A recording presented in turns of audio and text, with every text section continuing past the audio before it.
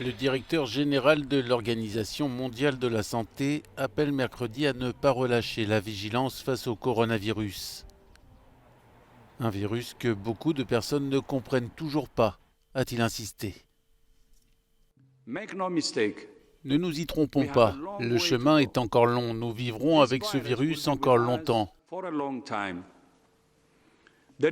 Il est évident que les mesures de confinement et de distanciation sociale ont fonctionné dans de nombreux pays.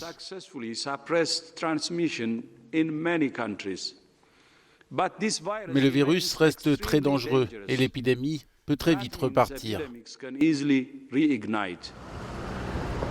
Le Royaume-Uni a enregistré mercredi 759 nouveaux décès à l'hôpital. Moins que la veille, mais plus que lundi, jour le moins meurtrier depuis le début de l'épidémie. Le Financial Times a lui lancé une polémique. Le journal estime que le bilan serait 2 fois plus lourd que les 18 000 victimes annoncées et réclame que les décès en maison de retraite ou à domicile soient désormais comptabilisés. L'Italie a, elle, franchi le cap des 25 000 victimes ce mercredi avec 437 nouveaux décès en 24 heures.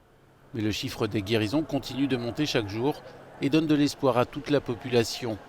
Et si le nombre de personnes hospitalisées reste haut, les soins intensifs ont vu 87 Italiens de moins sur les dernières 24 heures. En France, 544 nouveaux décès ont été enregistrés mercredi pour un bilan total qui dépasse désormais les 21 000 morts. Pour le 14e jour consécutif, le nombre de patients hospitalisés est en baisse. Le président Emmanuel Macron était lui en visite en Bretagne. Il s'est rendu dans une exploitation de tomates puis dans un supermarché pour rencontrer et rendre hommage à ceux qui, selon ses termes, permettent de nourrir le pays.